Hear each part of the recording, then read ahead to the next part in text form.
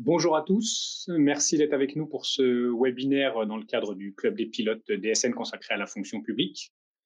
Donc, juste avant de débuter concrètement, quelques règles sur le déroulé de ce webinaire. Donc, alors maintenant, on commence un peu à être habitué avec le contexte, mais c'est quand même un format un peu particulier, on n'a pas tous l'habitude.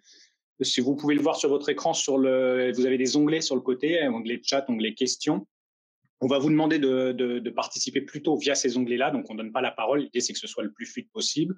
On va dérouler le webinaire en 3 temps, avec 3 thèmes qui vont être abordés. Et on va se réserver systématiquement après chaque thème un temps de questions-réponses. On vous invitera à poser vos questions directement dans l'onglet questions. On a des modérateurs de notre côté qui vont nous relayer les questions et on y répondra. L'idée, c'est pas forcément de répondre donc au fur et à mesure, mais c'est plutôt de se réserver des créneaux. Évidemment, s'il y a des questions qui sont urgentes sur la présentation, on essaiera de les relayer elles nous seront relayées pour qu'on y réponde. Voilà l'onglet chat pour signaler si jamais il y a des difficultés et juste pour vous signaler, mais je vous le rappellerai à la fin si je n'oublie pas, un petit sondage qu'on lancera à la fin pour être sûr, pour vous demander votre appréciation sur le webinaire, donc juste avant de se déconnecter.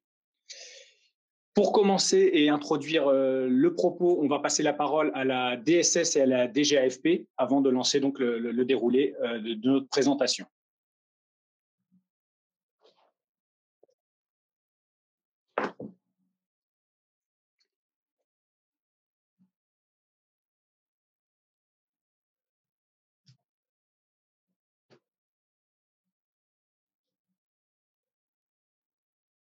Alors, juste un petit peu. Voilà.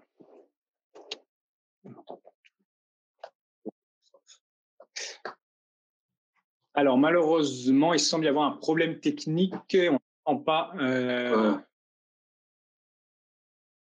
Allez, non. Morgan, c'est à toi. Alors, a priori, on a un petit problème de son, désolé.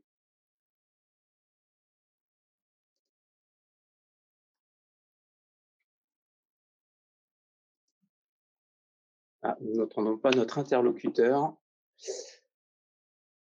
Alors, c'est les aléas du direct et des connexions à distance. C'est vrai qu'avec forcément avec le confinement, on ne peut pas se permettre d'être tous réunis. Malheureusement.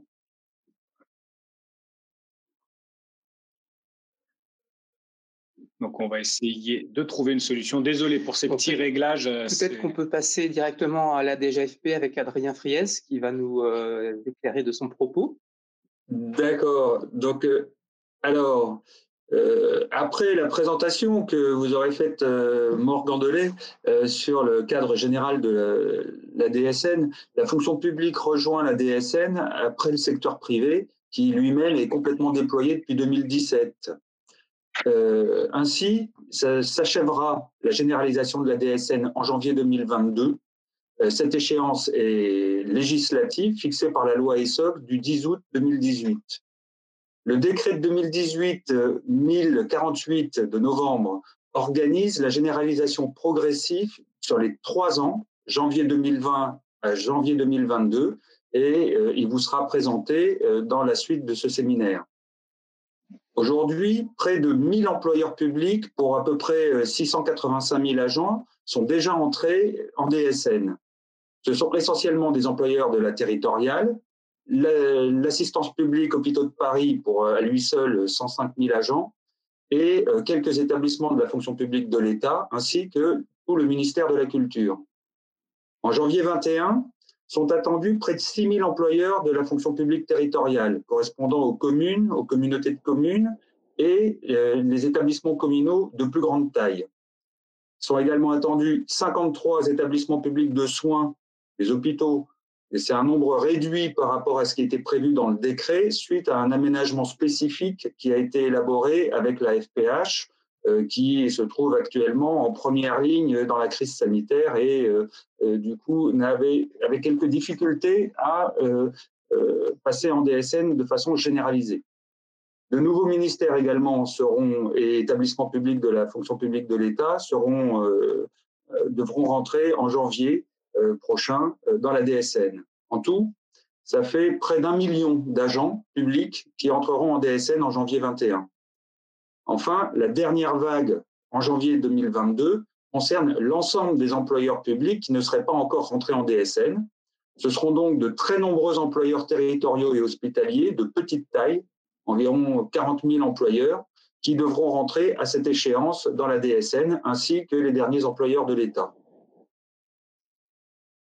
Alors, pour la fonction publique, dès la version de 2020, la DSN remplace la déclaration annuelle de données sociales, la DATSU, pour les cotisations de retraite envoyées aux 3 fonds gérés par la Caisse des dépôts et consignations, la CNRACL, le RAF et l'IRCANTEC. Elle remplace également la déclaration unifiée de cotisation sociale, la DUX, donc mensuelle ou trimestrielle, pour le volet URSSAF, et la transmission des informations, et ça remplace évidemment la transmission des informations relatives au prélèvement à la source, qui actuellement est envoyé à travers le système Passereau et utilisé par la DGFiP pour la déclaration pré-remplie d'IRPP. Alors, la DATSU et la DUX disparaîtront complètement, définitivement, à compter de janvier 2022. Enfin, il faudra bien, pour les derniers employeurs qui rentreront en DSN, réaliser une DATSU au printemps 2022, mais ça sera pour l'année 2021, mais ça sera terminé à partir de là. Et à noter quand même que pour les employeurs qui emploient des agents de l'État, la DSN ne se substitue pas aux déclarations adressées au service des retraites de l'État. À plus long terme, à compter de 2023, la DSN intégrera les informations relatives à l'emploi des travailleurs handicapés, la DOETH, pour le recouvrement de 2024.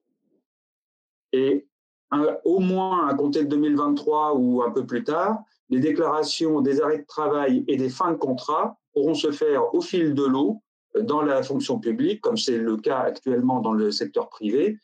C'est ce qu'on appelle les DSN événementiels. Ils viendront se compléter la DSN mensuelle. Enfin, les organismes complémentaires affiliés aux fédérations de mutuelles et à la fédération des assurances et au centre technique des institutions de prévoyance sont déjà destinataires de la DSN pour le secteur privé, et donc la DSN peut se substituer, le cas échéant, aux déclarations spécifiques faites aux organismes complémentaires, si vous les utilisez, cette fonctionnalité dans la DSN. Et enfin, on prévoit d'élargir dans la fonction publique à certains organismes complémentaires qui ne sont pas actuellement couverts par ces établissements. Alors, passer à la DSN, c'est un travail conséquent.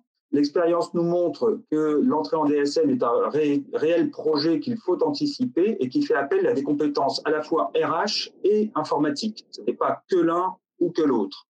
Les services RH doivent se mobiliser sur la mise en conformité des données, des dossiers des agents et l'ajustement des processus paye RH pour tenir compte de la temporalité des déclarations, désormais mensuelles, et donc un nécessaire fil de l'eau. Les services informatiques ont amené la mise en œuvre du nouveau module déclaratif. Donc, l'éditeur est un facteur clé de réussite, les bonnes relations avec l'éditeur sur ce chantier informatique. D'une part, l'éditeur doit fournir un logiciel conforme et stabilisé. D'autre part, il a les meilleures compétences pour accompagner les phases de paramétrage et de test. Donc, il faut vous appuyer sur vos éditeurs. Les employeurs peuvent s'appuyer aussi sur un dispositif d'information et d'accompagnement de la part des acteurs transverses. Alors, le premier et le plus important, c'est évidemment le GIP Modernisation des données sociales qui nous accueille dans ce webinaire. Il vous présentera d'ailleurs dans le cadre du webinaire tous les outils à disposition sur son site DSN Info. Et la Caisse des dépôts et consignations ainsi que la DGAFP relayent également des informations sur leur site. Alors, pour la Caisse des dépôts, c'est les sites des caisses, CNRACL, RAF, IRCANTEC, qui diffusent des informations spécialisées et offrent également une foire aux questions. Des actions de formation seront également organisées dans les territoires par les acteurs locaux, le réseau Net Entreprise animé par le JIP-MDS, la Caisse des dépôts et consignations, les centres de gestion de la fonction publique territoriale ainsi que le CNFPT. Alors, n'hésitez pas à vous renseigner auprès d'eux. Voilà, ce séminaire j'espère, vous apportera beaucoup d'informations, vous aidera à organiser votre projet DSN et surtout, n'oubliez pas que 2022 se prépare dès à présent. Je vous remercie et je vous souhaite une bonne journée. Merci Adrien. Donc, on va commencer le webinaire avec les 3 thèmes qui ont été présentés dans l'onglet, dans les invitations pour l'inscription. Avant de commencer, donc juste pour se présenter, c'est vrai que je ne l'ai pas fait au départ, Ludovic Houdet, donc je suis responsable du pilotage du projet DSN au sein du GIP-MDS, donc responsable du site Net Entreprise. Et donc, je suis Guillaume Cosneau, responsable du service déploiement, donc toujours au GIP-MDS. Et donc, je vais vous présenter donc les 2 premiers modules. Donc, comme vient de le dire Ludovic, à chaque fin de module, il y aura une session de questions-réponses qui sera réalisée entre nous. Donc, n'hésitez surtout pas à nous poser toutes vos questions et on se fera un plaisir d'y répondre. Donc, je ne sais pas si on attend un petit peu, quelques secondes, si la DSS se reconnecte pour faire sa présentation. Je crois que oui. Oui. Morgan, est-ce que vous nous entendez? Oui, si vous m'entendez, bonjour. Eh bien, on vous entend très bien, donc les participants vous entendent également. Alors, moi, je vous entends, oui. Parfait, donc on vous passe la main. Est-ce que vous m'entendez? Non. Tout à fait. Manifestement. Parfait, si. On vous passe la main tout de suite pour votre présentation. Bien. Très bien. Écoutez, parfait. Merci beaucoup. Bonjour à tous. Donc, Morgan Delay, je suis sous-directeur en charge du financement. Il y a un délai, je crois. Oui. Donc, bonjour, Morgan Delay, je suis sous-directeur en charge du financement de la sécurité sociale et je vais vous rappeler en quelques minutes les principaux enjeux du déploiement de la DSN de manière globale après l'intervention d'Adrien hier. Donc, la DSN, au départ, c'est un projet il y a maintenant une dizaine d'années qui a été conçu pour simplifier de manière radicale, et le terme n'est pas anodin, les relations entre les déclarants font des déclarations sociales, au départ les entreprises et les organismes de protection sociale. L'objectif de départ il était double. Finalement, c'était à la fois de permettre une simplification majeure qui était finalement l'unification de l'ensemble des éléments déclaratifs, mais aussi, quelque part, une forme de rationalisation pour que ces déclarations soient faites directement, de manière fluide, en sortie de l'établissement de la paye. Et donc, ça suivait l'objectif de faire en sorte que l'ensemble des opérations puissent être réalisées de manière fluide en une seule fois. La démarche poursuivie a donc consisté à définir la norme, et maintenant la norme qui se déploie avec des adaptations propres au secteur public, une norme déclarative qui a été mise en place pour la première fois en 2012 et qui permet normalement d'atteindre plusieurs objectifs: la transmission dématérialisée des données mensuelles, le prolongement direct de ce flux de ce qui figure sur le bulletin de paye, l'allègement et la suppression de nombreuses démarches, puisque les substitutions sont directement à la réalisation de la DSN, et la fiabilisation des droits qui servent à la fois pour le calcul des cotisations, l'ouverture, mais également des droits des salariés. Ce que permet la DSN en pratique, et ce qu'elle a permis, c'est d'abord le développement donc, de prestations qui sont contemporaines et qui sont directement calculées lorsque les DSN sont faites. Donc, on a réduit le délai de service de certaines prestations. On a permis ainsi que l'ensemble des salariés puissent bénéficier plus rapidement d'une prise en compte de l'évolution de leur situation sociale et de leurs revenus dans le calcul de leurs prestations. La DSN a aussi permis de restituer aux usagers des informations beaucoup plus à jour, beaucoup plus directes sur leur situation personnelle via le portail mesdroitssociaux.fr. Ensuite, la DSN a aussi permis dans le secteur privé la mise en place du prélèvement à la source. Alors, bien entendu, dans le secteur public, la DSN n'était pas disponible lorsque le prélèvement à la source a été réalisé, d'où, comme vous le savez, la mise en place de Passpro, mais c'est une spécificité dans le secteur public, puisque en revanche, le domaine privé, la DSN a permis un déploiement sans doute beaucoup plus facile du prélèvement à la source, et celui-ci s'est fait directement sur la base de la DSN sans que les employeurs aient des démarches à accomplir, puisque l'infrastructure technique était disponible. Les prochaines étapes vous ont été détaillées par la DGFP et concerneront aussi la fonction publique, puisque la DSN permettra de se substituer à plusieurs déclarations nouvelles qui concernent aussi le secteur privé, et notamment le secteur public, notamment l'ADETH et également la déclaration des effectifs, le calcul des effectifs, qui, pour le secteur privé, a déjà été mis en place, ce qui permet une simplification pour les entreprises qui n'ont plus ainsi calculé eux-mêmes leurs effectifs. Enfin, les déclarations de paiement d'autres contributions, comme les contributions de formation professionnelle, ça concernera là aussi le secteur public. Enfin, dernier point à vous signaler sur à quoi servira l'ADSN, pourquoi cette réforme est importante, y compris aux employeurs publics, c'est qu'on cherche à faire en sorte que l'ADSN évolue aussi pour permettre, quelque part, une meilleure relation entre les déclarants et les organismes. L'objectif qu'on définit ici, c'est de faire en sorte d'avoir un dispositif qu'on appelle DSI, c'est-à-dire que l'ADSN permet non seulement d'envoyer des déclarations sociales qui seront totalement stabilisées par le fait que la norme est sans doute aujourd'hui beaucoup plus stabilisée que ce n'était le cas pour les déclarations de formalité sociale précédentes, mais aussi l'objectif, c'est que les organismes puissent immédiatement, sur la base de la DSN ainsi transmise, détecter d'éventuelles erreurs, proposer des solutions, et proposer celui qui déclare de corriger immédiatement dans sa paye l'ensemble des éléments qui doivent être réalisés.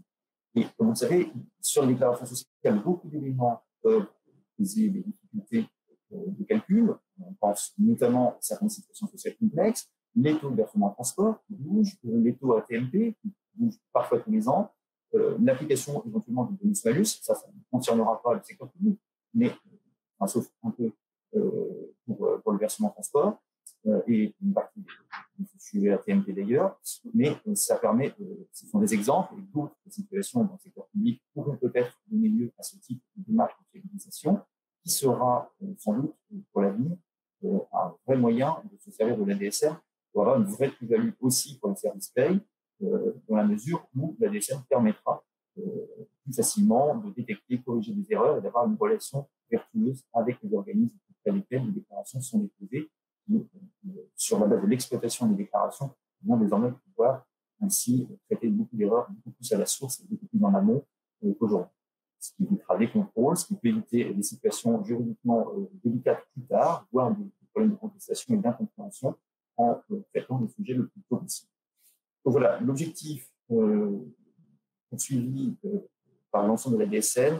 Je vais laisser maintenant, je pense, la parole au JPNDS qui reprend la main pour présenter les différents travaux qui seront menés ce matin. En tout cas, les administrations, la DGFP et la DSS restent mobilisées sur ce projet important et continueront d'ailleurs de répondre aux questions qui nous parviennent de manière assez structurée dans le cadre du projet et nous serons toujours évidemment à votre disposition pour faire en sorte que les prochaines étapes, et notamment l'étape décisive de l'année prochaine, se passent dans les meilleures conditions. Merci. Merci, Monsieur Delay. Alors, on a bien vu les problèmes de son sur le chat, on a bien lu. Alors, globalement, c'était pas généralisé. Nous, on entendait effectivement le son n'était pas forcément de bonne qualité, mais c'était audible. Alors, j'ai vu qu'il y en a certains qui n'entendaient pas du tout, c'était très assuré. Comme ça a été indiqué par les modérateurs, en fait, le webinaire va être diffusé largement. Donc, vous pouvez regarder le replay avec un son qui sera meilleur. Effectivement, je l'espère. En tout cas, chez nous, il était meilleur, il était audible. Sinon, dans tous les cas, effectivement, les supports seront mis à disposition. Et donc, j'espère surtout que maintenant, le reste de la présentation va se faire directement d'ici. Donc, normalement, la connexion est bonne et j'espère qu'il n'y aura pas de problème de connexion. Donc, désolé pour ces petits réglages à faire et donc pu rendre un peu l'écoute un peu compliquée au démarrage. Je vais passer la parole à Guillaume. Merci. Donc, petit rappel, pour vos questions, vous les posez dans l'onglet questions, on y répondra à la fin de cette première partie. Et donc, je vous propose de vous familiariser avec la DSN et donc notamment où trouver toute l'information sur notre site que je vais vous présenter dès à présent, qui est le site dsninfo.fr, dsn-info.fr, donc qui est le site officiel de la DSN. Ce site regroupe l'ensemble des informations relatives à cette DSN. Donc, notamment, déjà un lexique. Pourquoi on a créé ce lexique? Tout simplement puisque la DSN, comme ça a été dit à l'instant, a été ouverte en tout cas et créée pour le secteur privé. Et donc, il a fallu qu'on adapte la sémantique du message DSN à celle de la fonction publique. Typiquement, à titre d'exemple, en DSN, on parle d'un contrat. On est d'accord que pour les agents de la fonction publique, cette notion n'existe pas. La DSN parle de salaire. Pour les agents de la fonction publique, on parle de traitement. Donc, ce lexique, en fait, va faire la correspondance entre les termes du secteur privé pour le secteur public.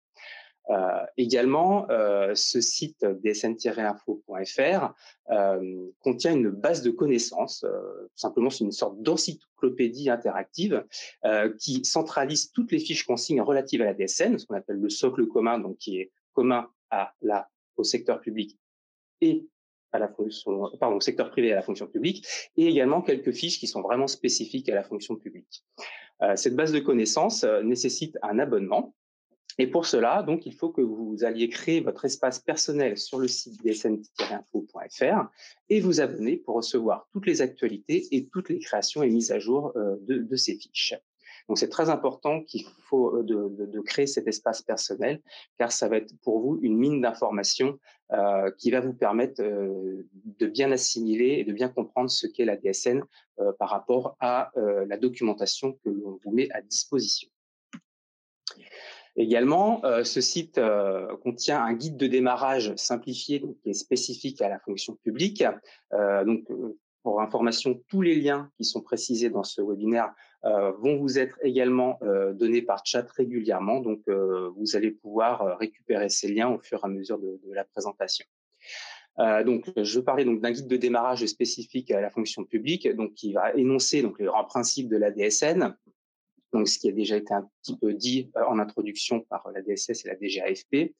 Également, les étapes pour un bon démarrage, puisque la DSN, ça s'anticipe et ça se prépare. Et également, donc, les éléments d'accompagnement qui sont mis à disposition, typiquement cette documentation, également l'accompagnement que je vous détaillerai tout à l'heure. On vous met également à disposition un module de formation de sensibilisation qui ressemble étrangement à celui-ci. Je dis étrangement, en fait, qui ressemble beaucoup à celui-ci, bien entendu. Donc, il reprend de manière plus détaillée donc les éléments qui sont présents dans ce guide. C'est plus interactif. Donc, pour vous, ça permet également d'avoir d'autres sources d'informations. Également, dans ces modules, vous allez avoir également accès aux différents liens qui vous permettent d'avoir accès à la documentation sur le site dsn-info.fr. Ce support a également servi de support de présentation pour différents webinaires qui peuvent être également visionnés via un lien qui est disponible sur le site. Également, nous vous mettons à disposition des MOOC dédiés à la fonction publique. Donc, ce sont des outils de e-learning et des mini-clips qui sont fondés sur des cas concrets de paie, donc qui vont permettre d'appréhender certaines situations en DSN.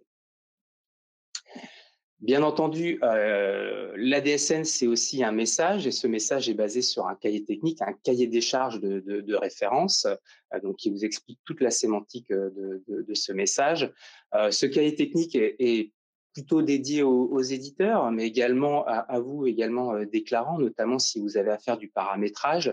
Et donc, ce message nous permet de nous comprendre lorsque vous avez des questions, et donc vous permet d'étayer le contenu de votre question et d'être plus précis dans vos questions. Et nous, ça nous permet d'être plus précis dans nos réponses. Donc, ce cahier technique décrit l'ensemble des segments, des blocs et des rubriques de la DSN. des contrôles de cohérence, et c'est vraiment le socle, c'est la structure de la DSN. Ce cahier technique est produit une fois par année, donc il y a une version de norme par année.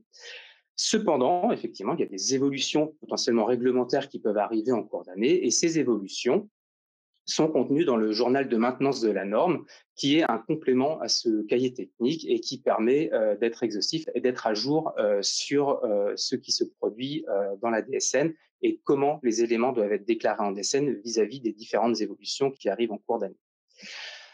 Également, on vous met à disposition une note différentielle qui vous permet de voir les différences qu'il y a entre les différents cahiers techniques, donc d'une version à l'autre, pour éviter à vous de faire ce travail. Et ça vous permet du coup de prendre connaissance rapidement des modifications qui sont effectuées entre deux versions. Là, on vient de parler de documentation et de ressources qu'on vous met à disposition. Également, il y a un accompagnement, parce qu'on ne vous laisse pas tout seul pour démarrer la DSN, bien entendu. Heureusement d'ailleurs. Donc, vous allez pouvoir bénéficier de l'accompagnement de plusieurs partenaires. Et donc, votre partenaire principal, et donc c'était dit également en introduction, c'est votre éditeur. C'est votre éditeur qui va avoir des informations importantes à vous communiquer. C'est votre éditeur qui vous connaît. C'est votre éditeur qui connaît votre paramétrage, qui connaît votre situation, et donc qui va déployer cette solution logicielle compatible DSL. Donc, votre éditeur, c'est votre support principal. Et votre accompagnant principal dans la mise en place de la DSN, et il va également pouvoir vous proposer des formations avec des prestations qui sont proposées par votre éditeur. Donc dans ce cas-là, il faut vous rapprocher de lui pour connaître ce qu'il peut vous proposer. Bien entendu, les organismes destinataires, les organismes de protection sociale destinataires de la DSN sont également là pour vous accompagner. Et je pense notamment à votre support habituel au niveau des organismes, potentiellement à la Caisse des dépôts, pourquoi pas, à l'URSSAF également. Bien entendu, le JPMDS est également là pour vous accompagner et vous aider. Et donc, la base de connaissances dont on vient d'évoquer, donc le contenu à l'instant, va vous permettre d'avoir accès à cette information. Et si cette information n'est pas disponible dans la base de connaissances, ensuite, on vous renverra vers un formulaire de saisie en ligne où là, des personnes, un support de niveau 2, vous aiguillera soit déjà sur un premier élément de la réponse, ou soit vous aiguillera sur un support de niveau 3. Également, on vous met à disposition un environnement de test, ce qu'on appelle une plateforme éditeur ou une plateforme pilote. Et donc, cet environnement de test va vous permettre de vous familiariser avec les cinématiques de la DSN, et donc va vous permettre, entre guillemets, de jouer avec la DSN dans un environnement qui est totalement clos. Et donc, ça va vous permettre de déposer des flux DSN et de recevoir en retour de la part des organismes les comptes rendus métiers qui vont vous permettre de constater de la qualité ou non de vos déclarations sans que ces données soient réellement prises en compte par ces organismes. Donc, c'est très important d'utiliser cet environnement en amont de votre entrée dans la DSN, parce que cet environnement de test va vous permettre de jouer avec la DSN et de vous familiariser avec les différents éléments de la DSN et les différentes cinématiques. Avez-vous des questions-réponses déjà sur cette première présentation, donc, qui était axée principalement, 1, sur la mise à disposition de la documentation, et 2, sur l'accompagnement que l'on peut vous proposer?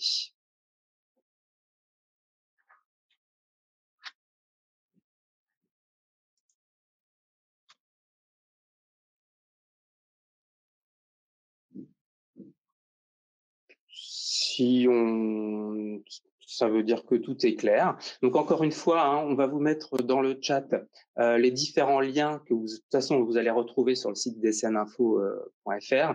Mais voilà, on va lui mettre également dans le chat pour que vous puissiez de votre côté avoir tout de suite l'information et aller consulter les documentations qui ont été évoquées lors de ce premier module. Et donc, pour répondre à la question, si on fait une simulation donc sur l'environnement pilote ou éditeur tel que l'a évoqué Guillaume, non, ça ne comptera pas double. C'est vraiment un environnement de test, donc il ne faut pas se tromper par contre en déposant, il faut bien déposer sur le bon environnement. Mais par contre, non, ça ne comptera évidemment pas double, ça reste une simulation, c'est un environnement dédié et qui est bien isolé de ce qu'on appelle la production, et donc des données qui sont réellement prise en compte. Tout à fait. Et donc, au regard du dépôt que vous allez faire sur cet environnement de test, vous recevrez donc des comptes rendus qui sont de la part des URSSAF par rapport à vos déclaratifs de vos cotisations sociales, un retour métier de la part de la Caisse des dépôts relatif aux 3 fonds qu'elle gère, et également un compte-rendu métier de la part de la DGFiP, et notamment le taux du prélèvement à la source des individus. Bien entendu, il y a d'autres retours qui sont faits, ce qu'on appelle, mais peut-être se sont évoqués tout à l'heure, le BIS, donc le bilan d'identification des salariés, les contrôles interdéclaration. On vous met à disposition beaucoup d'informations en retour du dépôt pour que vous puissiez constater de la qualité de votre DSN et, le cas échéant, faire les modifications nécessaires, soit le mois même de votre dépôt, ou soit le mois suivant lorsque vous serez en production. Mais ça vous permet déjà de vous familiariser avec la cinématique de la DSN. On a une autre question. Comment faire maintenant la mise en conformité de nos données RH? Eh bien, ça tombe bien parce qu'on va en parler juste dans le prochain webinaire. Donc, je vous propose de patienter quelques instants s'il y a d'autres questions, et sinon, nous allons attaquer donc le prochain webinaire qui va traiter de votre entrée dans le dispositif DSN et surtout comment bien rentrer dans ce dispositif.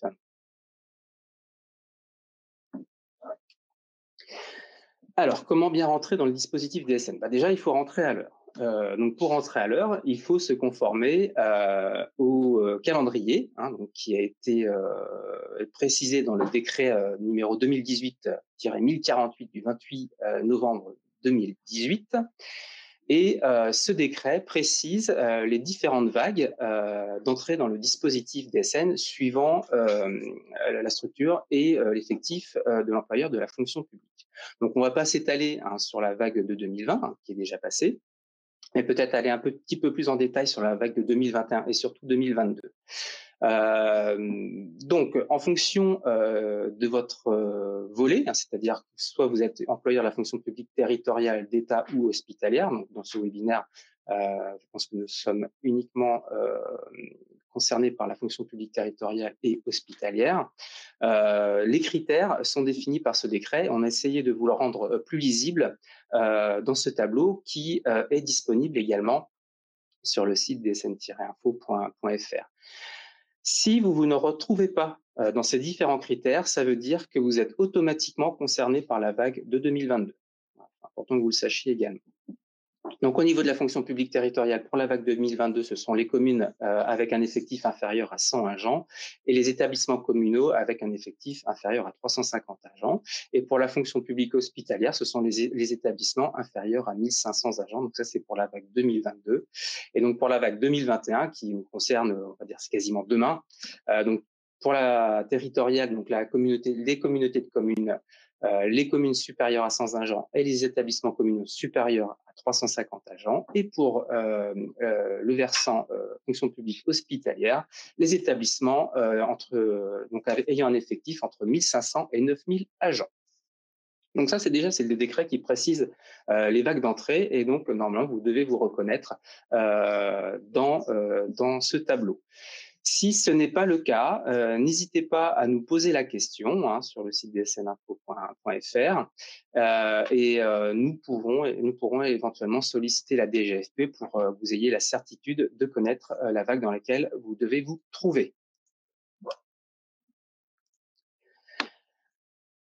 Toujours, comment bien rentrer en DSN? Donc, actuellement, vous n'êtes pas encore en DSN, ça veut dire que vous faites du passereau pour déclarer le prélèvement à la source.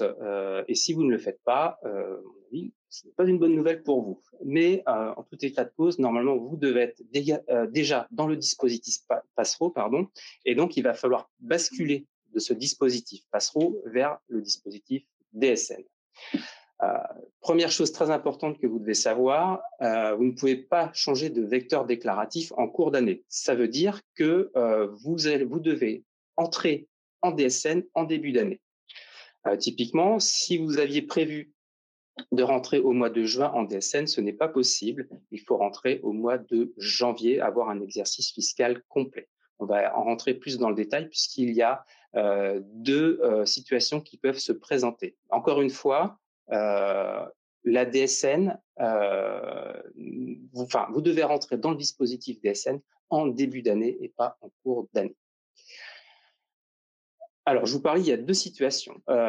Vous êtes un employeur public et vous versez le salaire sur le mois courant de la période de paie. Donc, dans ce cas-là, vous êtes un établissement sans décalage de paie et le premier mois déclaré en DSN, ça sera la paie de janvier, donc sur laquelle le salaire va être versé. Donc, les salaires sont versés en janvier. L'exigence de cette paie en DSN sera au 5 ou au 15 février. Donc, ça, c'est la première situation. Deuxième situation, vous êtes un employeur, mais vous versez les salaires le mois suivant de la période de paie. Donc, on dit que vous êtes un employeur qui pratique le décalage de paie. Donc, dans ce cas-là, pour avoir une année fiscale complète, il faut, et donc, comme je le disais à l'instant, le versement de cette paie est réalisé le mois suivant. Cela veut dire que vous devez commencer à déclarer en DSN sur votre paie de décembre, donc avec un versement de salaire sur janvier, pour avoir une année fiscale de janvier à décembre. Donc voilà les deux situations qui sont possibles en DSN et au niveau des employeurs de la fonction publique, également du secteur privé. Et donc, typiquement, quelle que soit l'année de la bascule, on vous précise simplement que si vous avez des régularisations apportées sur une année précédente, par exemple l'année précédente de votre entrée dans le dispositif DSN, et des données qui concernent le prélèvement à la source ou des données fiscales, la DSN vous permet de régulariser ces situations, bien que vous soyez rentré après. C'est-à-dire que, typiquement, si vous devez rentrer en 2021 en DSN, donc vous commencez à déclarer vos DSN à partir de janvier 2021, vous aurez la possibilité en DSN de régulariser des situations sur 2020. Voilà. Donc, il y a une fiche qui explique cette situation-là. C'est un détail, mais bon, c'est important que vous le sachiez. Donc, ce qu'il faut retenir de cette diapositive, c'est vous rentrez dans le dispositif DSN en début d'année et pas en cours d'année, s'il vous plaît. Au niveau de la gestion des dépôts en DSN, actuellement, donc en Passero, vous avez la possibilité soit de faire des dépôts sur le point de dépôt, ou soit de faire vos saisies via un formulaire en ligne. En DSN, ce n'est pas possible. La DSN ne vous permet pas de saisir en ligne ces informations. Il n'existe que deux modes de transmission possibles. Soit le mode, ce qu'on appelle le mode commun, le mode posté, donc c'est-à-dire vous allez prendre votre fichier DSN et le déposer sur NetEntreprise. Donc, c'est votre DSN, c'est un fichier qui est généré par votre logiciel de paie et vous le déposez sur NetEntreprise et au regard de ce dépôt, vous allez recevoir des comptes rendus métiers des organismes, par exemple. Il y a une autre possibilité qui s'appelle le mode interface applicative ou l'API qui vous permet de vous connecter automatiquement via votre logiciel sur le point de dépôt et d'y déposer également automatiquement via votre logiciel votre DSN et votre logiciel ensuite vous retourne les différents retours des organismes. Donc, ce mode interface applicative dit machine to machine ou API est conseillé lorsque vous avez beaucoup d'établissements à gérer, parce qu'effectivement, si vous utilisez le mode posté pour gérer, je dis un exemple, si vous avez 100 DSN à déposer, ça va être très compliqué pour vous de faire 100 dépôts de DSN et d'avoir au regard de ces 100 dépôts les retours pour 100 DSN. Donc, ça va devenir très compliqué à gérer sur le tableau de bord et c'est pour ça que le machine to machine et l'API a été créé. C'est un outil qu'on met à disposition des éditeurs qui l'ont intégré dans leur logiciel potentiellement et donc vous permet d'échanger votre DSN avec les organismes et au regard de cet échange, avoir les retours de ces organismes. À l'heure actuelle, il y a plus de 86% donc dans le secteur privé qui utilisent ce mode de machine-to-machine ou API. Donc, si vous voulez plus d'informations sur ces différents types de dépôts, il y a un MOOC qui est disponible sur le site dsninfo.fr.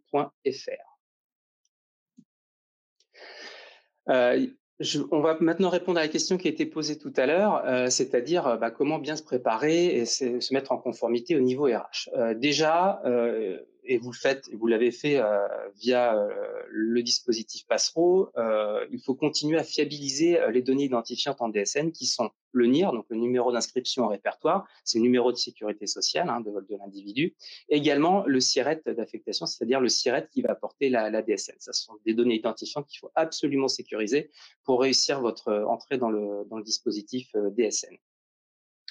Également, suivant la taille de votre organisation et de la structure, l'entrée dans le dispositif va potentiellement apporter des changements organisationnels induits par la DSN, puisque la DSN fait partie de votre cycle de paix, c'est les derniers actes de gestion de la paix.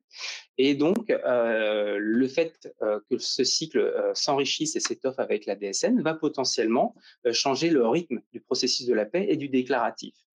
Également, il y a des nouveaux travaux d'exploitation mensuelle des CRM, des comptes rendus métiers, qui devraient être réalisés par vos soins. Et donc, ces changements organisationnels doivent s'anticiper. Et ça, encore une fois, ça dépend de la taille de votre structure. Et ces changements doivent également apporter donc des ajustements de la collaboration entre différents services. Bien entendu, si les différents services sont silotés, donc il y a un service paye et un service RH. Et donc, dans ce cas-là, potentiellement, l'entrée dans le dispositif DSN doit s'accompagner d'un ajustement de cette collaboration entre ces différents services. Enfin, dernier élément, mais non des moindres, on va parler d'une mise en place d'une maille déclarative appropriée. Actuellement, vous avez une maille déclarative en Passero, c'est-à-dire que votre Passero elle est portée par un SIRET. En DSN, potentiellement, vous allez continuer à utiliser cette maille Passero parce qu'elle vous convient, mais la DSN, comme on vient de le dire, peut induire des changements d'organisation.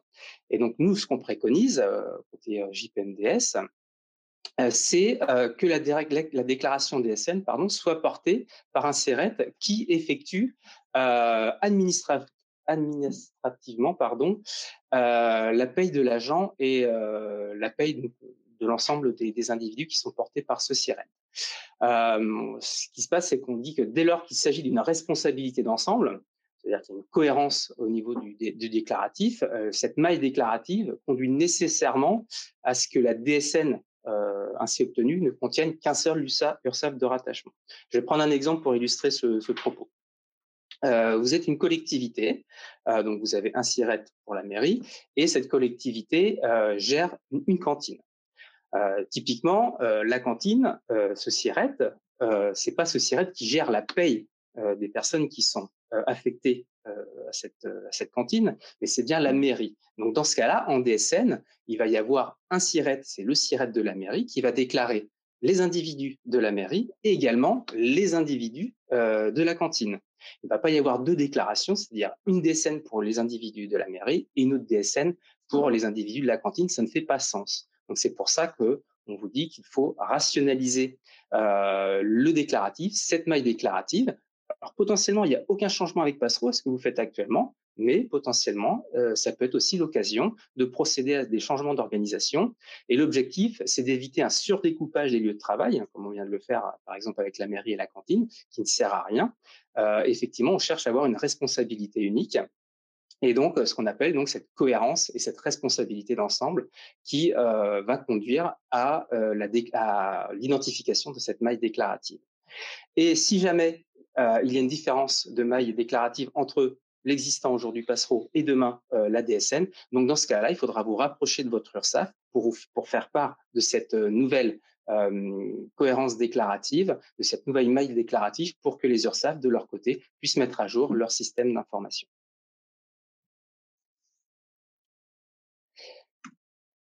Avez-vous des questions? Je crois que oui.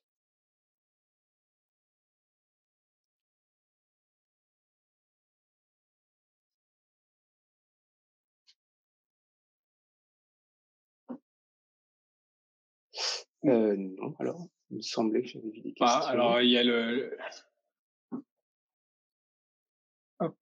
Donc, comment faire maintenant la mise en conformité? Non, pardon. Bonjour, les hospices civils de Beaune. Nous avons un numéro de SIRET pour l'ensemble des hospices civils et 14 autres numéros de SIRET pour nos différents établissements dans différentes communes. Est-ce qu'on fait une seule DSN?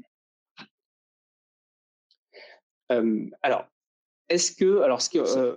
faut garder cette règle principale. Je vais me permettre de revenir sur la diapositive.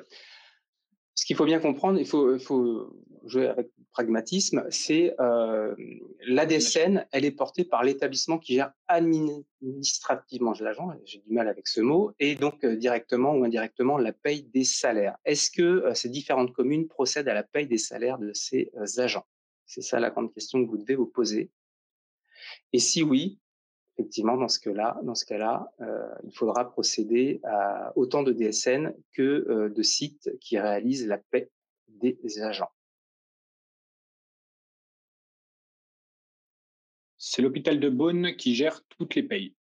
Donc dans ce cas-là, on va partir sur une maille déclarative qui va se situer sur le SIRET de l'hôpital de Beaune, qui va déclarer l'ensemble des agents de l'ensemble des communes.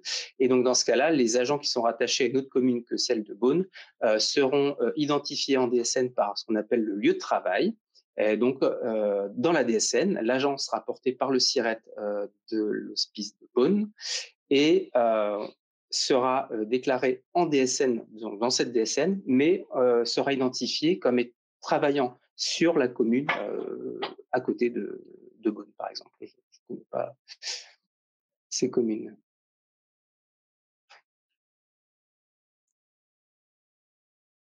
Est-ce que vous avez d'autres questions?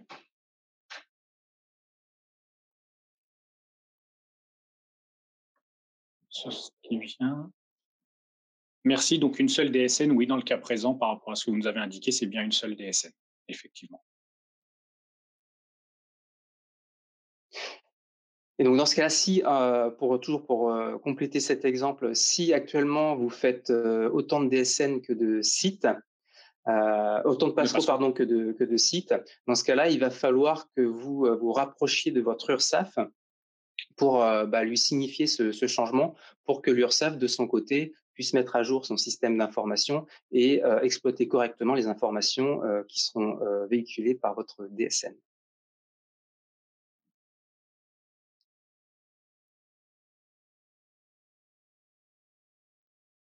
Donc, pour les hospices de Beaune, confirmation que c'est bien un seul passereau à ce jour. D'accord. Et alors, un autre intervenant soulève la problématique du taux AT lorsqu'on a plusieurs sites. Ah, mais 14 déclarations URSSAF actuellement. Donc c'est ça. Alors pardon, je reprends. Donc côté hospice de Beaune, actuellement une seule déclaration passereau, mais 14 déclarations au niveau de l'URSSAF. Mais on est d'accord que c'est bien l'hospice de Beaune qui gère l'ensemble des paies. Donc si on reste sur cette responsabilité d'ensemble, logiquement, ça conduit à ce que la DSN de l'hospice de Beaune soit gérée uniquement sur le SIRET de Beaune et qu'elle contienne l'ensemble des individus gérés dans la paix.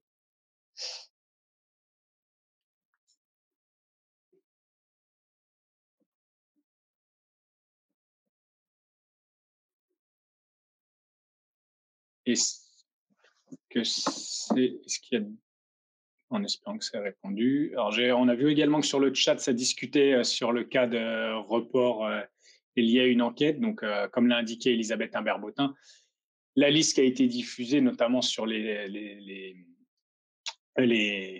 établissements hospitaliers, n'est pas restrictive. Et donc, c'est le minimum, on va dire, sur lequel il y a un engagement, mais il ne faut pas hésiter. Il n'y a pas d'interdiction de rentrer avant, en fait, en DSN. Question complémentaire, pourquoi 14 déclarations URSSAF? Est-ce que c'est bien parce qu'il y a des niveaux intermédiaires de responsabilité de paiement des cotisations? Donc, question qui s'adresse toujours à l'hospice de Beaune pour préciser le cas. Question qui a été posée par Elisabeth Herbin-Bottin via le chat. Je me fais le messager.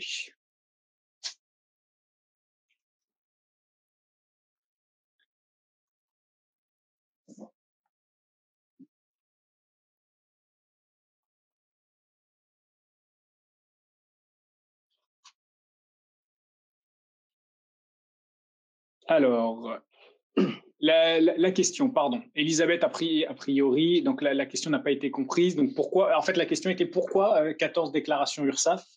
Est-ce que c'est parce que ça signifie que la responsabilité des paiements des cotisations n'est pas centralisée à l'hospice de Beaune et que donc il y a des niveaux intermédiaires? Ou est-ce que, je traduis la question. C'est la limite du fonctionnement par écrit. Désolé. Est-ce que la responsabilité du paiement des cotisations est bien systématiquement au niveau de l'hospice de Beaune? Ou est-ce qu'il y a des niveaux intermédiaires d'intervention? De responsabilité plutôt, pardon.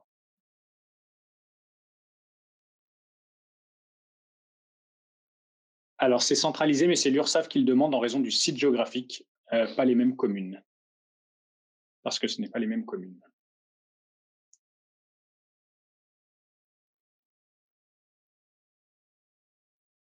Je ne sais pas. Alors, c'est vrai que là, on atteint les limites du fonctionnement sur les questions un peu détaillées.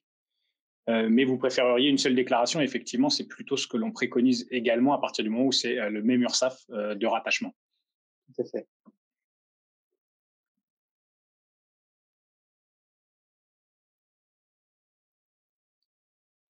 Alors, il y a la gestion des TOAT qui est aussi soulevée pour le CHI de Clermont notamment. Donc, comment faire une seule déclaration si on a plusieurs TOAT, puisque en raison de plusieurs sites? Alors ça, c'est pas. Donc la DSN permet nativement de déclarer plusieurs TOAT, effectivement, puisque en DSN, la déclaration du TOAT s'accompagne de la commune sur laquelle ce taux s'applique. Donc les URSSAF sont capables de déterminer, même si le SIRET est situé dans une autre commune, de déterminer qu'un agent est situé sur une autre commune que celle déclarée en DSN et quel taux va s'appliquer pour cet agent. Donc, c'est pas bloquant dans la déclaration Absolument DSN, pas. c'est permis nativement dans la DSN. Et donc, pour en revenir au cas de l'hospice de Beaune, on confirme bien, l'échange se fait également par chat, on essaye de naviguer entre les deux, donc on confirme bien que nous, ce qu'on préconise en DSN, c'est bien de faire une seule DSN, et donc, comme l'indiquait Guillaume dans la présentation, c'est de se rapprocher de l'URSSAF pour confirmer cette maille déclarative. Mais c'est bien l'idée, c'est bien de faire une seule et même DSN. Une question de Nadia Rabia. Je gère 180 numéros de SIRET, donc je fais un fichier DSN pour 180 numéros de SIRET comme passereau. Ça dépend, en fait, c'est bien l'échange qu'on a en ce moment donc avec l'hospice de Beaune. Il faut bien resituer la DSN, le SIRET qui va porter la DSN sur cet établissement qui gère l'agent et donc indirectement ou indirectement la paie des salaires. C'est important de bien comprendre cette notion.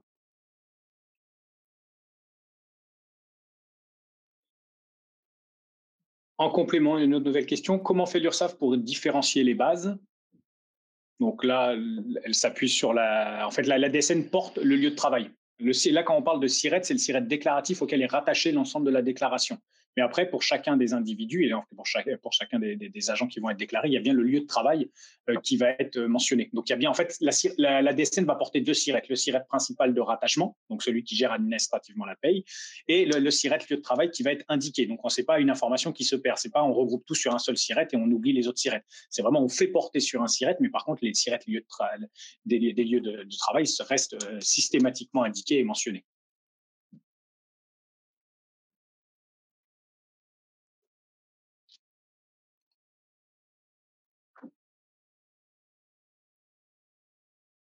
Est-ce que vous avez d'autres questions?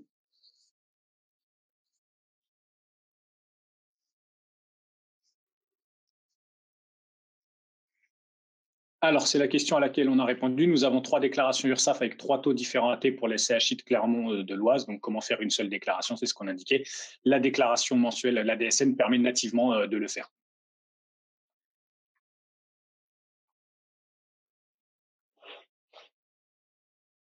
Il faut bien un SIRET par implantation. Nouvelle question. Alors, je ne suis pas sûr de comprendre la question. Je ne sais pas, Guillaume, si tu... Non, moi non plus, en fait. Logiquement, à partir du moment où il y a un établissement, il y a un SIRET. Ouais. Mais ce que nous voulons dire, c'est que c'est pas parce que vous gérez 10 SIRET au sein de votre commune, notre collectivité, qu'il va falloir faire 10 DSN. C'est bien l'objet de cette diapositive, c'est de rationaliser le déclaratif par rapport à l'établissement qui gère administrativement la paye de l'agent.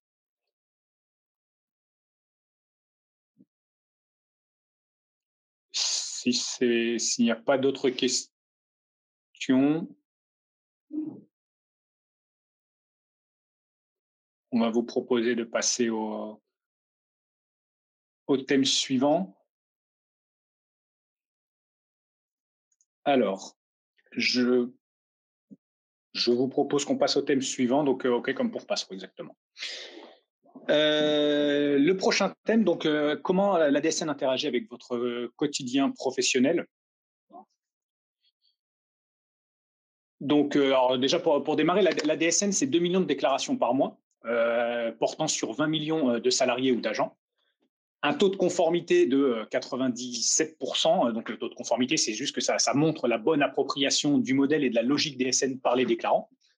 On est à peine 3 ans et demi après la généralisation dans le privé et l'entrée de la fonction publique qui a démarré en janvier dernier. Et on a quand même un taux de conformité qui est extrêmement haut, ce qui montre que les gens se sont bien appropriés le modèle. Donc, il ne faut pas avoir peur de ce modèle DSN. C'est vraiment une logique qui s'acquiert et qui est maîtrisée. Actuellement, on rejette très peu de déclarations. Les déclarations sont acceptées.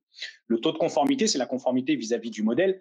Ça ne préjuge pas évidemment de la qualité, on va y revenir, je vais y revenir un peu après, mais ce qu'on peut dire sur la qualité, donc c'est difficile de le calculer évidemment puisque ça repose sur des éléments métiers propres à chaque organisme, mais pardon, il y a un petit problème d'affichage, excusez-moi.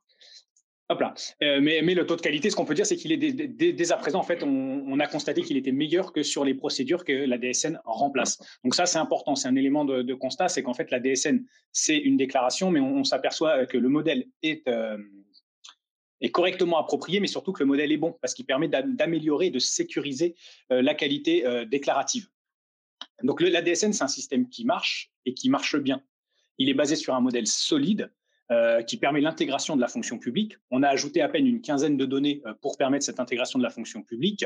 Donc, en fait, vous rentrez dans un modèle qui est déjà en place et qui tourne. On vous embarque pas dans un modèle en fait en rodage. C'est vraiment la DSN a fait ses preuves. Ça a fait ses preuves sur la solidité du modèle et également sur les gains réels en termes de simplification. Actuellement, alors je parle grosse maille et donc privé inclus évidemment, mais la DSN porte une cinquantaine de formalités, dont près de la moitié qui préexistaient à la DSN et qui ont vocation ensuite à s'arrêter. C'est important. La DSN, c'est pas une déclaration supplémentaire, une déclaration en plus. C'est vraiment une déclaration qui a vocation à se substituer aux autres, parce qu'elle va les remplacer. On l'a évoqué donc pour la fonction publique, principalement dès le démarrage, donc à partir de janvier, donc de janvier 2020, mais là dès janvier 2021 également, bien entendu, pardon. Là-dessus, principalement pour les retraites gérées par les 3 fonds de la CDC, CNRACL, RAFP, IRCANTEC. Donc, ça a été évoqué par la DGAFP tout à l'heure. L'ADUX pour le volet URSSAF, le paiement des cotisations. La transmission des informations relatives au prélèvement à la source via Passero. Et également, les données seront utilisées par la DGFiP pour le bon remplissage des déclarations pré-remplies de vos agents. Et alors, la transmission des données vers les OC, donc ce n'est pas un remplacement tel quel, on va dire, mais comme l'a expliqué Adrien Friès tout à l'heure, c'est la possibilité de déclarer via la DSN pour éviter en fait une formalité supplémentaire de déclarer les éléments à destination des organismes complémentaires. Avec donc en ligne de mire, là, ça a été dit tout à l'heure, la disparition de la DATSU et de l'ADUX. La DATSU va disparaître en 2022. Ça signifie, pourquoi on insiste dessus, c'est qu'on ne va pas être dans un système où on va avoir la DSN et la DATSU qui va perdurer avec quelque part, et on le sait, et c'est normal, le réflexe de vouloir se dire « Ah, ben, il y aura toujours la DATSU qui va perdurer, donc peut-être que je vais retarder mon entrée en DSN ». Au-delà de l'obligation réglementaire, c'est que la DATSU va disparaître et donc on n'aura plus de solution de secours pour déclarer. Donc, c'est important d'entrer en DSN et de sécuriser cette entrée parce que ça devient vraiment le vecteur de transmission des éléments. Si on reprend grosso modo les étapes en fait qui vont entourer la création d'une DSN, il faut bien avoir en tête, ça a été évoqué tout à l'heure, la DSN repose sur une double identification. L'employeur via le SIRET, on vient d'en parler à l'instant, donc l'importance de sécuriser les SIRET, et le salarié via son NIR, déclaration sociale nominative. Un des enjeux principaux, c'est évidemment de porter les droits des agents et de s'assurer que ceux-ci soient bien identifiés, puisque le NIR devient vraiment le vecteur d'identification de l'agent ou du salarié de l'agent pour sécuriser ses droits. Si on prend les différentes étapes très schématisées, contrôler les SIRET déclarés et les lieux de travail, donc déjà les identifier, ces SIRET, c'est exactement l'échange que l'on vient d'avoir, les contrôler. Sur le site Net Entreprise, vous avez la possibilité, il y a un applicatif qui vous permet de contrôler ces SIRET et surtout de s'assurer qu'ils seront bien reconnus par le système. C'est important. Un SIRET qui n'est pas reconnu, la déclaration ne sera pas acceptée. La déclaration sera refusée, donc ne sera pas transmise aux organismes.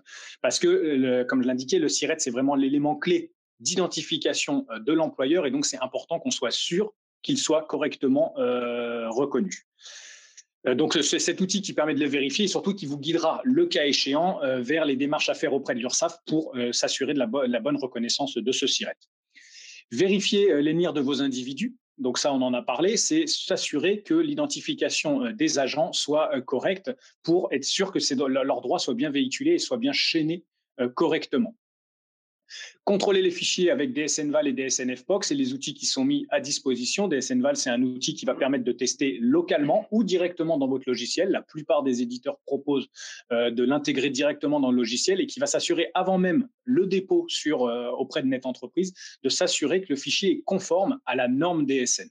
Donc en gros, l'idée, c'est qu'on insiste sur la qualité, on insiste sur le fait que la DSN, c'est un message normé. Mais on vous met à disposition les outils qui vous permettent de valider en tout cas cette conformité et de vous aider justement à construire le message.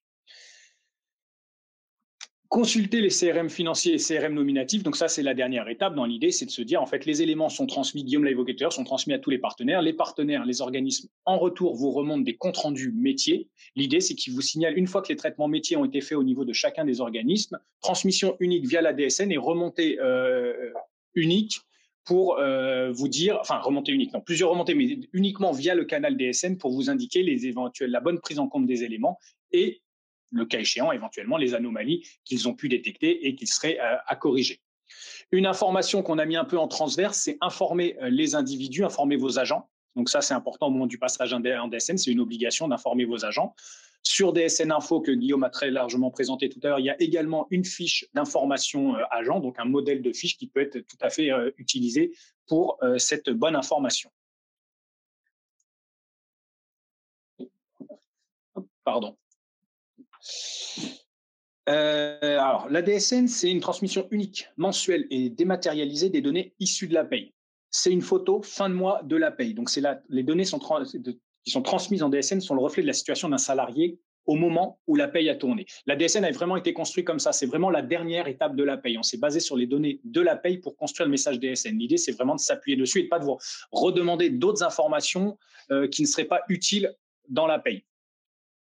La DSN donc, porte les éléments de salaire versés au cours du mois M et doit être transmise au plus tard le 5 du mois M+1 ou le 15 du mois M+1. Donc, c'est en fonction de la taille de votre entité que les échéances sont fixées.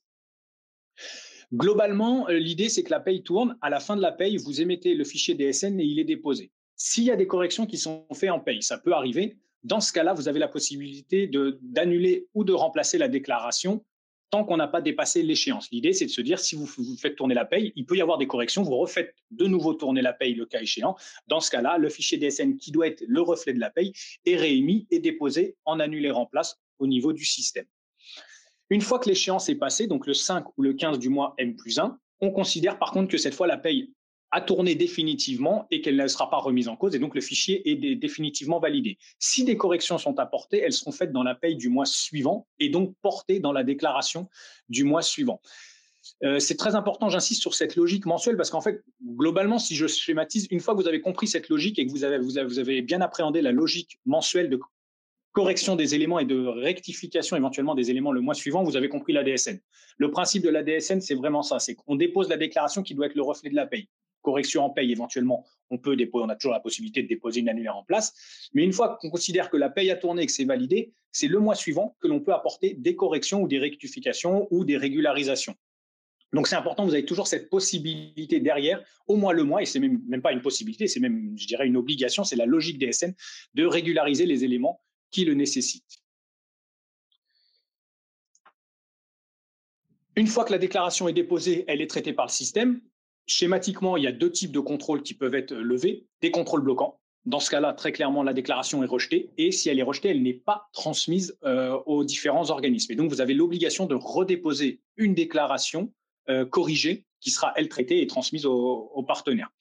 Dans ce cas-là, alors je vais revenir un peu après sur les différents comptes rendus qui peuvent être mis à disposition, mais s'il y a des contrôles bloquants, dans ce cas-là, il y a un bilan d'anomalie qui est systématiquement mis à disposition et qui vous indique les anomalies qui ont conduit au blocage de la déclaration. L'idée, c'est surtout, on vous accompagne au maximum.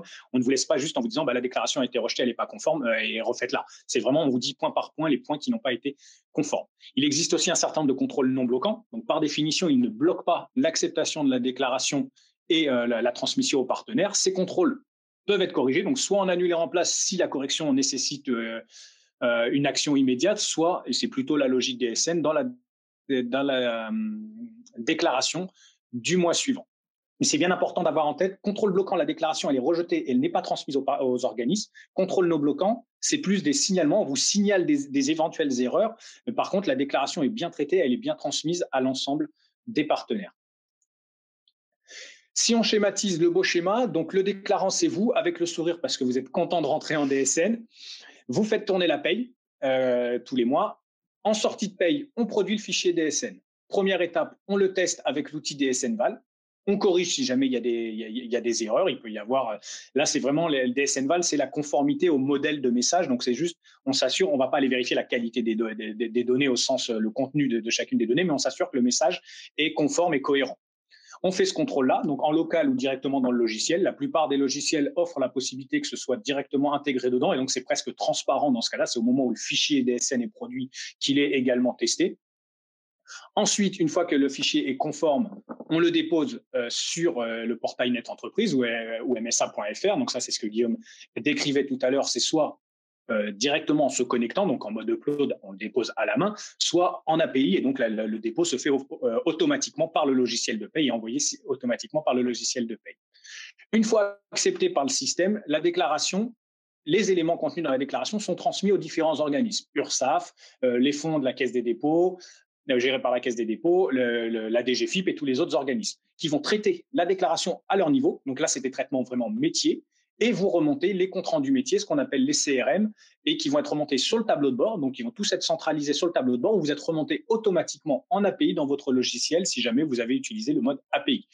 C'est important ces comptes rendus parce que c'est ce que je vous disais tout à l'heure, c'est ça va confirmer la bonne prise en compte des éléments ou surtout ils vont vous remonter les éventuelles anomalies détectées pour que vous puissiez les prendre en compte, toujours dans cette logique d'amélioration continue et surtout de régularisation au mois le mois. Donc, importance pour vous, vous avez fait tourner la paye, vous avez déposé la DSN, mais ensuite, c'est bien de consulter systématiquement les différents retours qui vous sont faits par les organismes.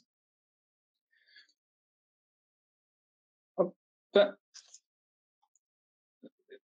Si je prends dans le détail donc les différents retours qui peuvent être faits, l'accusé d'enregistrement électronique, donc ça, c'est juste, on confirme qu'on a bien reçu votre déclaration et surtout qu'elle est traitable. En gros, si je schématise un peu facilement, on s'assure que vous ne nous avez pas envoyé une photo de vacances, que c'est bien un fichier DSN et que c'est bien exploitable par le système. Si ce n'est pas le cas, il y a un avis de rejet. Dans ce cas-là, le fichier n'est même pas regardé. On va juste vous dire qu'on n'a pas pu traiter le fichier. Et donc là, c'est vraiment, il y a un souci dans la constitution du fichier. Sinon, on vous donne un accusé d'enregistrement qui confirme que le système traite votre déclaration. Une fois que la déclaration est traitée, on passe un certain nombre de contrôles. Principalement les contrôles du cahier technique. Donc ça, c'est la conformité vis-à-vis de la norme DSN. Donc c'est globalement les contrôles qui sont faits déjà par l'outil DSN Val. Donc si vous êtes passé par DSN Val et qui a validé le message, globalement, la majorité des contrôles ont déjà été validés. Donc il y a moins de risque de rejet. Il y a un certain nombre de contrôles supplémentaires. On va contrôler les SIRET, j'en parlais tout à l'heure, l'importance d'être sûr qu'on reconnaisse bien les SIRET. On va contrôler également éventuellement la période déclarative et notamment l'absence de doublons. Donc tout un tas de contrôles dits de cinématiques dans lesquels on va s'assurer que la déclaration, on l'attend bien et qu'elle est bien conforme au format qu'on attend. Si ce n'est pas le cas, le bilan d'anomalie qui est produit, qui vous dit point par point, quels sont l'ensemble des éléments qui ont posé problème. L'idée, c'est aussi on ne s'arrête pas dès qu'on a une anomalie pour pas éviter les dépôts successifs dans lesquels on vous dirait il y a une anomalie là, vous corrigez, il y en a une autre. C'est vraiment on traite l'ensemble et on vous remonte l'ensemble des anomalies détectées dans un bilan d'anomalie. Si tout se passe bien, la déclaration est acceptée, donc pas d'anomalie, en tout cas pas d'anomalie bloquante. Un certificat de conformité vous est remis. Le certificat de conformité, il vous confirme que la déclaration a été acceptée par le système, qu'elle est traitée et qu'elle est envoyée à l'ensemble des organismes destinataires. C'est important. Le certificat de conformité peut également vous remonter un certain nombre d'anomalies non bloquantes. Comme je vous l'ai dit tout à l'heure, les anomalies non bloquantes, comme leur nom l'indique, ne bloquent pas le traitement de la déclaration. Par contre, on vous les remonte quand même parce que c'est des anomalies qui ont été détectées et des éventuelles incohérences qu'il faudra corriger. Donc ça, c'est remonté dans le certificat de conformité qui vous garantit que la déclaration a bien été prise en compte, mais qu'il y a quand même éventuellement des points à corriger, alors, soit en annulant en place ce que j'ai dit tout à l'heure, soit plutôt dans la logique mensuelle, dans la DSN du mois suivant. Lorsque la DSN est traitée et acceptée, donc passé cette étape-là, les deux principaux comptes rendus, retours que je vais mentionner, donc le BIS, on ne l'a pas forcément évoqué jusqu'à maintenant. Alors l'identification, on l'a dit, c'est un enjeu majeur du système DSN. L'identification des agents, c'est indispensable et on considère que le système se doit de vous aider à garantir cette juste identification. C'est un système gagnant-gagnant, c'est un système vertueux. En gros, on vous demande d'être attentif à l'identification de vos agents, mais on vous permet aussi de détecter plus facilement les éventuelles erreurs ou manques en termes d'identification. Donc, chaque déclaration qui a été acceptée par le système va être passée au niveau du système national de gestion des identités. En gros, c'est le système qui fait référence, c'est le NIR qui va être testé et on va vous remonter éventuellement les écarts d'identification qui ont pu être détectés pour vous permettre, vous, de les corriger. L'idée, c'est que ce BIS vous permet de garantir au mois le mois la qualité d'identification de vos agents. Donc, c'est très important de le prendre en compte puisque, voilà, on l'a bien indiqué tout à l'heure, l'identification des agents, c'est quand même le cœur de ce qui va permettre de sécuriser leurs droits. Les comptes rendus métiers, je l'ai déjà évoqué, c'est les comptes rendus qui sont produits par les organismes qui vont vous garantir la bonne prise en compte par les organismes des éléments que vous avez déclarés, éventuellement les recalculs qu'ils ont faits et surtout, le cas échéant, en espérant qu'il y en ait le moins possible, les éventuelles anomalies détectées lors de leur traitement métier pour que vous puissiez corriger dans la déclaration du mois suivant. Voilà pour les différents retours et la cinématique. Alors, c'est abordé très schématiquement et en essayant de simplifier au maximum pour qu'on se comprenne facilement sur cet échange, la cinématique des retours. Voilà pour le fonctionnement du système DSN tel que je peux vous le décrire. Je ne sais pas s'il y a des questions sur ce que j'ai pu vous présenter ou des questions complémentaires, parce que là, effectivement, on survole un peu le fonctionnement DSN, mais l'idée, c'est vraiment de vous donner une approche de cette logique DSN et de comment ça va interagir avec votre quotidien et comment vous allez au quotidien gérer la DSN. Alors, on a une question sur les payes de rappel, parce que là, effectivement, le schéma présente la paye principale du mois. Et comment ça se passe pour les payes de rappel? Comme tu... donc, la DSN, pareil, le message DSN nativement gère ces situations, bien entendu, parce que la DSN, c'est le reflet de la paie. Donc, forcément, s'il y a des rappels de paie qui sont réalisés, la DSN va porter ces rappels de paie. C'est votre logiciel, c'est votre logiciel de paie qui va déverser correctement les informations de ces rappels dans la DSN qui, encore une fois, je le rappelle, porte nativement permet de porter nativement ces situations-là, ces différentes situations, soit des rappels classiques, c'est-à-dire des rappels de salaire. Donc, j'ai connaissance d'une information a posteriori de ma paie. Le mois suivant, je vais passer ce rappel pour le prendre en compte dans la paie et que la situation du salarié, de l'individu soit régularisée. Ou alors, je peux faire également un rappel sur un individu qui est sorti. Et pareil, nativement, la DSN permet de gérer ces situations. J'insiste, mais c'est vraiment la logique mensuelle de la DSN. L'idée, c'est qu'on ne revient pas systématiquement en arrière, mais c'est juste que dans la déclaration du mois, on est capable de régulariser et de prendre en compte les éventuels rappels, y compris sur les mois précédents.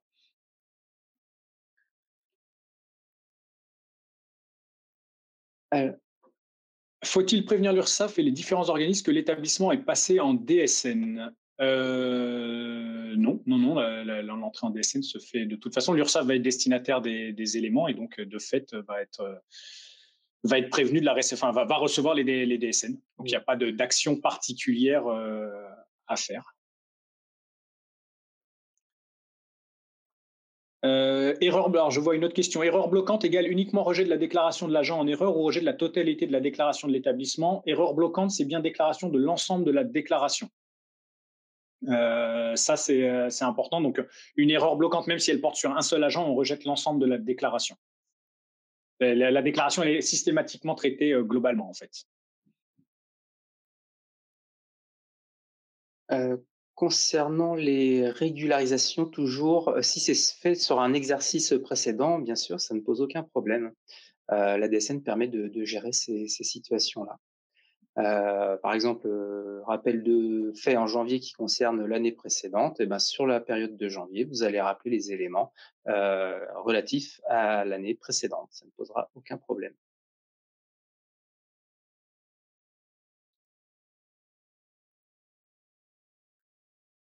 Alors, ça défile un peu. Moi, j'en vois une. Quel peut être l'impact de ne pas corriger régulièrement les anomalies non bloquantes? Alors, très clairement, on va dire que le premier impact numéro un, c'est les droits de vos agents. C'est que potentiellement, s'il y a des choses qui sont détectées incorrectes pour vos agents, c'est que potentiellement, ça va avoir des impacts pardon, sur leurs droits. Après, il y a aussi une question de responsabilité. Si on vous signale des éléments qui sont incorrects et que vous ne corrigez pas, c'est aussi la responsabilité déclarative que vous avez. Donc, c'est pour ça qu'il faut prendre en compte. Alors après, si c'est pas bloquant, ça va pas empêcher le traitement. Par contre, si c'est signalé, c'est que potentiellement il y a des problèmes et ça peut créer des erreurs dans la prise en compte des éléments et donc des droits, mais également pour vous en tant qu'employeur. Imaginons dans les cotisations, ça pourrait aussi avoir des impacts pour vous directement. Qu'en est-il des payes négatives? Sont-elles acceptées par la DSN? Oui, le message DSN accepte ces payes négatives. Cependant, à réception, certains organismes n'acceptent pas ces situations. Typiquement, l'URSSAF, vous ne pouvez pas déclarer un bordereau de cotisation, en tout cas faire un paiement négatif à destination de l'URSSAF.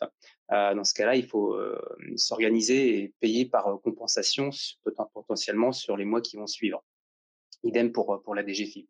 Mais en tout cas, d'un point de vue technique, la DSN va passer, c'est-à-dire qu'elle sera acceptée au point de dépôt. Vous aurez un certificat de conformité dans cette situation. Et transmise à l'ensemble des organismes. Comment on corrige les anomalies sur le logiciel de paye ou dans la déclaration sur le logiciel de paye? L'idée, c'est que la DSN est le reflet de la paye. Il ne doit pas y avoir de manipulation du fichier DSN. Alors, je sais que ça se fait beaucoup sur la DATSU. Je ne suis pas un spécialiste là-dessus, mais je sais qu'il y a pas mal alors désolé du terme, de bidouilles. Lorsque le fichier DATSU est fait, on retouche pas mal à la main le fichier pour que le rende passant. En DSN, c'est vraiment pas la logique. L'idée, c'est vraiment que ce soit le reflet de la paye. Donc, c'est le logiciel qui doit permettre de faire un fichier conforme. S'il y a des anomalies, il faut réémettre, mais depuis le logiciel et ne pas toucher directement le fichier. Parce qu'en plus, il y aurait un déphasage, on va dire, entre la réalité de la paye et les déclarations DSN telles qu'elles ont été transmises et donc les éléments qui ont été transmis aux organismes.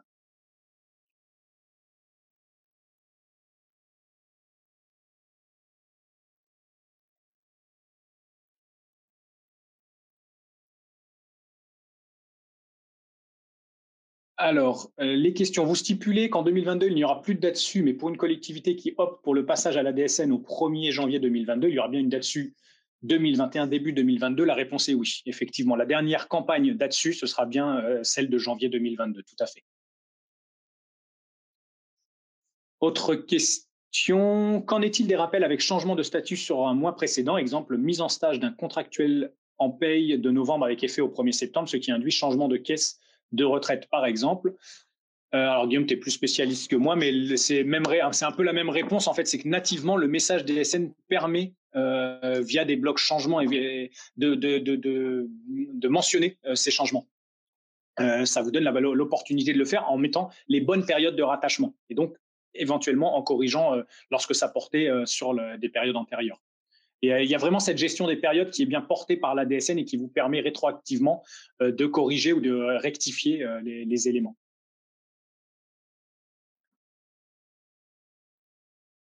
Je ne sais pas, est-ce qu'il y a d'autres questions?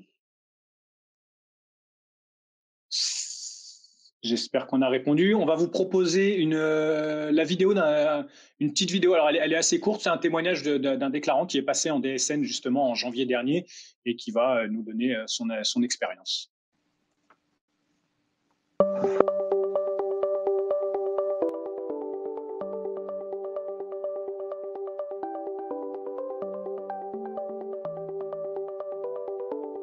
Dans l'équipe, on est 3 gestionnaires paye et notre responsable.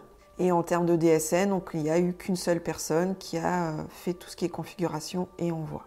On envoie par mois entre 1400 et 1500 agents, répartis sur 48 collectivités. On peut être opérationnel dès le premier mois s'il y a une procédure qui est mise en place. Après, l'autonomie, elle s'acquiert au fur et à mesure, mais il faut environ 3 à 4 mois selon les personnes pour être autonome sur la DSN. On a un éditeur de logiciels qui nous a très bien suivis là-dessus. On était en contact très régulièrement sur toutes les phases. Dès le début, avec la phase de configuration, les premiers envois, dès qu'on avait un souci, on pouvait les contacter, leur envoyer un mail. On avait une personne vraiment dédiée à ça, en direct, on n'était pas obligé de passer par la plateforme. Donc là-dessus, on a vraiment été très bien suivis. Alors durant la phase pilote, effectivement, on a pu tester tous les cas possibles et inimaginables qu'on a pu avoir. On les a cherchés justement sur les 48 collectivités. On a un panel assez large de cas qu'on peut tester et ça nous a beaucoup aidé effectivement.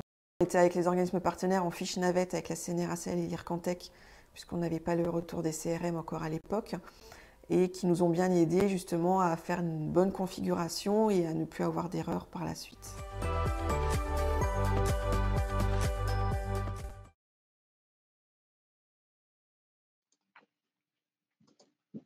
Voilà. Alors, est-ce qu'il y a d'autres questions? Alors, j'en vois. Les CRM seront transmis via une messagerie ou bien récupérés comme aujourd'hui sur le site Net Entreprise. Alors, si vous êtes en API, en machine-to-machine, ce sera remonté directement dans votre logiciel. Le principe, c'est que là, l'API, tout est automatique. La transmission se fait automatiquement. La remontée des CRM se fait automatiquement. Sinon, les comptes rendus sont systématiquement mis à disposition sur votre tableau de bord DSN, donc qui est accessible via le site Net Entreprise. Tout à fait. Et donc, ils sont tous centralisés à cet endroit-là. L'idée, c'est de ne pas non plus vous envoyer sur l'ensemble des sites des différents organismes, mais c'est vraiment que tout soit centralisé sur le tableau de bord DSN.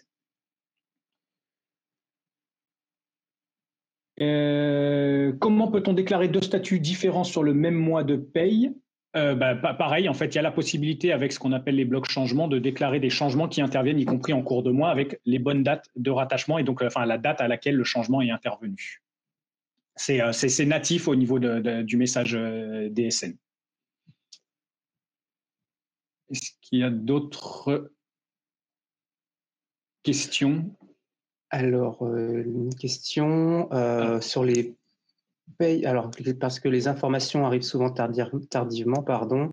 Alors, je vais la lire. Malheureusement, dans les établissements mutualisateurs, nous avons des contrats qui arrivent souvent tardivement. Alors, nous sommes dans l'obligation de faire des payes de rappel afin que les salariés puissent avoir leur bulletin de paye du mois concerné. Je n'ai pas compris pour les payes de rappel comment on fait, sachant que nous devons clôturer la paye avant d'ouvrir la paye principale. Oui, c'est pas un problème en fait. L'information, en fait, vous l'avez post-paie de l'entrée de votre individu. Et donc, cet individu sera porté par la DSN suivante, tout simplement. Avec la bonne période de rattachement. La bonne période de rattachement. Donc, ça ne pose aucun problème. Et c'est normal qu'il soit porté par la DSN suivante puisqu'il est porté par la paie suivante. Sur la paie en cours, il n'est pas là l'individu et vous n'avez pas cette information. Donc, c'est tout à fait normal.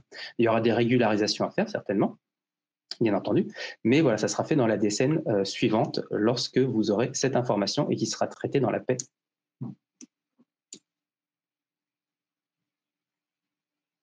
Est-ce qu'il y a d'autres questions?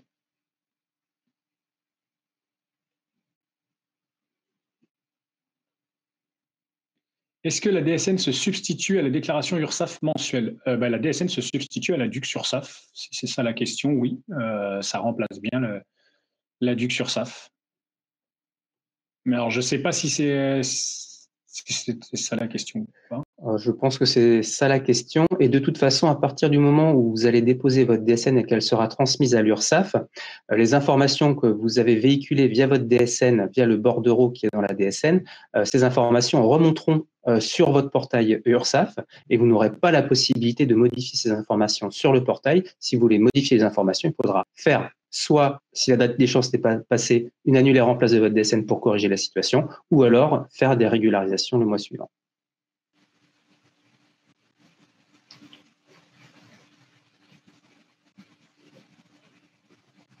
Est-ce qu'il y a d'autres questions auxquelles vous souhaiteriez qu'on réponde avant, sinon, de terminer ce webinaire? Alors, en ce qui concerne les blocs changements évoqués, cela signifie qu'il faudra intervenir manuellement pour chaque dossier avant envoi de la DSN. À nous de lister les dossiers. Alors, normalement, votre logiciel doit le permettre de le faire nativement. Sur les blocs changements, la constitution du message DSN porte les blocs changements. Donc, quand il y a un changement en cours de route, le message DSN qui doit être généré par le logiciel doit porter ce changement. En fait, le bloc doit être géré automatiquement. Ce n'est pas quelque chose à rajouter. Enfin, c'est vraiment nativement dans le message. Exactement. Dans votre outil de gestion administrative, par exemple, l'agent change de situation. Vous allez cliquer sur la zone pour changer la situation de l'agent, potentiellement rajouter une date dans le logiciel de paie. Typiquement, ces informations-là vont être déversées dans la DSN, suivant les modalités qui sont définies dans les fiches consignes et qui sont mises en place dans votre logiciel, ce qui permet d'avoir le reflet de ce qui s'est passé au niveau de la gestion administrative de l'individu. Et cette gestion est reportée dans la DSN. Donc, tout ça, c'est automatique avec votre logiciel de paie.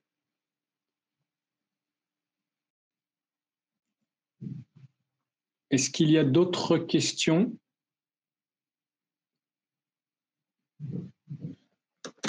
Écoutez, ça tombe bien, il est un peu plus d'11 heures. Donc, dans ce cas-là, on va vous remercier. Alors, je vois qu'il y a un message qui est en train d'être tapé. Je ne sais pas si c'est une question.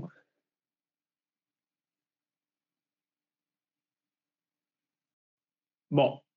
En tout cas, de toute façon, comme l'a dit Guillaume, toutes les questions que vous pourriez avoir, n'hésitez pas à aller sur le site DSN Info. Alors, il est dense, il y a beaucoup d'informations, mais c'est de l'information qui est la plus didactique possible et c'est pour tous les niveaux. Ce n'est pas uniquement pour les spécialistes, ça va vraiment vous reprendre les bases et vous aider à comprendre, quel que soit votre niveau de connaissance. En fait, vous aurez la documentation qui va bien.